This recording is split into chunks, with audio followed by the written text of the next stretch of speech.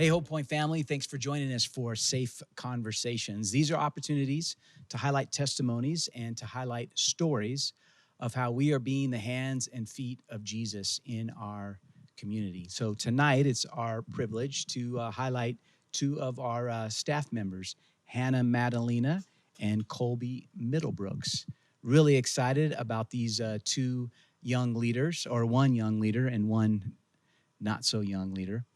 Thanks. But I love these two individuals so much. Many of you know that Hannah is my oldest daughter.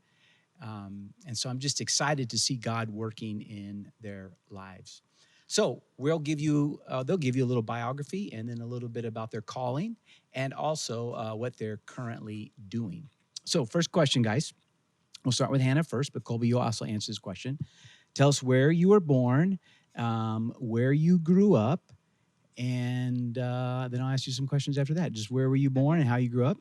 Yeah, so I was born in Kalamazoo, Michigan. Not many people know that. No. And then I spent most of my life in Pismo Beach, California. What are some of the things you were involved in high school? In high school, I played basketball. My whole high school career, that was kind of my main thing. My last year of high school, I quit basketball and I started leading worship. So those were kind of like the two main things that I did. So Kalamazoo, Michigan. Yes, there really is a Kalamazoo. So Colby, where were you born and where did you grow up? I was born in Bellflower, Los Angeles. Actually, it's Bellflower, California. But I moved to Las Vegas, Nevada when I was about 1 year old. And so I grew up, I was in Las Vegas till I was about 21 years old and then moved out here to California. Wow. Yeah. So what were you involved in growing up, high school? What were some of your activities or hobbies, things that you enjoyed doing? Well, you're probably not going to be surprised, but in middle school, I was first chair clarinet. Yes. In band. Just saying, if nobody knew out there. Wow. So, yeah, I did band up until about high school and then also played some baseball. And then I got into football into high school. Played for a few seasons, but, yeah, that's for the majority of what I did, yeah. Awesome. Well, tell us a little bit about your family now. Yeah, I've been married for 5 years to my husband, Nick. He is a sixth grade teacher at McKinney Intermediate School in Marysville. And then I have recently just become a mom. My son, Malachi, is 14 months old. Awesome. I was hoping he was going to show up tonight, but he's currently probably asleep. Okay. All right. Awesome. Colby, tell us a little bit about your family as well. Yeah, so about 11 years ago, hopefully it was 11. Yeah, about. Yeah. Do we have the? Yeah. Can we nail it Let's down? Just go 11. Yeah. Okay. Met my wife, Kelly Middlebrooks, actually on Match.com. Wow. Here in town. Yeah. Cool. And so we've been together, like I said, about 11 years, married about 10 of those. And then we have two little girls, Macy and Emily. Emily just turned 6, and Macy will be 8 in October. Colby's profile picture on Match.com was really legit. He had a mullet, members-only jacket, and the clarinet. So, I mean, how would he not have found somebody? Yeah, no, you're right. Right. Awesome. That's awesome. All right, well, let's shift gears a little bit. Hannah, tell us about your call to ministry, the stirring that God put in your heart. Yeah, so I can honestly say I've always had a call to ministry. And when I was in high school and college, I think a lot of my life I spent kind of running from that and trying to find even running from who God has called me to be. And I just looked for that in relationships. I looked for that in friendships.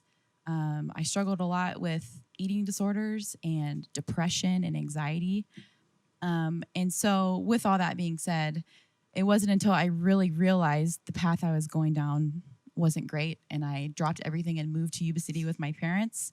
And I took a semester off college, and I really dove into volunteering at the church. I thought I've had a calling on my whole life, so I might as well dive into volunteering at the church. And at the time, we were living at the house across the street from the church, and I started a girls' Bible study, and it just exploded way more than I could have ever expected.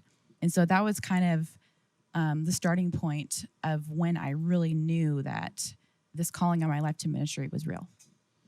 I also remember, obviously, as Hannah's dad, just her expressing a call to ministry in the 4th grade is when she really felt a call to be a missionary. Before that, she wanted to be a school bus driver Yeah. so she could take the kids to school. That was a real passion of hers. So, Colby, tell us a little bit about your call and that stirring that God put in your heart. Yeah, for me, my calling came a lot later in life. Me growing up basically just fed my flesh, and so there was never really a moment that I was following God or struggled a lot with the idea of God.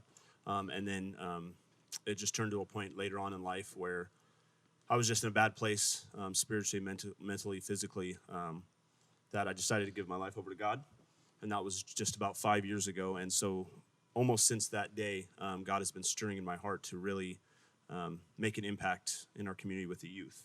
And so, from that, a few years ago, I started going to juvenile hall and speaking with the kids there, and really seeing how much they were struggling. And then also volunteering here at the church, doing stuff on like the high school nights and stuff like that, and just kind of seeing the difference of the two different sides of the street, if you want to call it, with our youth in the community. And so God has really just been pushing on my heart to make a difference, because I know the life that I lived to where I'm at now. If there's a chance that I can help some youth out there not make the same mistakes I did, that is really where God is placed me, and is where I'm really trying to lean into. So. When Colby started coming to Hope Point, he was so obedient to what God was stirring in his heart. And so he just jumped into men's ministry and men's retreats and all of our opportunities that we have to serve the city. And then he got involved in youth ministry and children's ministry. He was just an all-in person.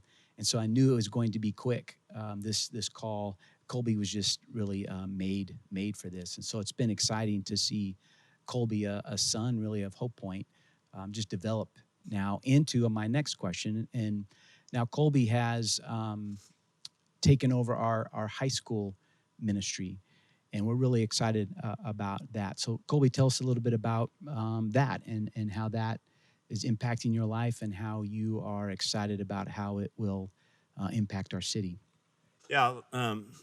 If you guys don't know, obviously, as God has been calling me on towards this ministry, I've had countless conversations with Pastor Doug over the last few years.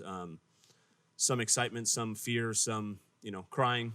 So it's been a long journey thus far. But just what's stirring in my heart and what I'm excited about is for the last few months, obviously with the quarantine and everything, we've been able to develop a small group of high school guys that we meet weekly, and we just really just do life together and study the Word. And now we're getting into doing a co-ed Bible study and just offering it to all the high schoolers, in the city. And so my dream and my hope is to really just grow both of those organically, really build those relationships, and then in addition to just really get out in the community and be of service, and let these students know that they, no matter their age or where they come from or social status, that we can really make a difference here in the city.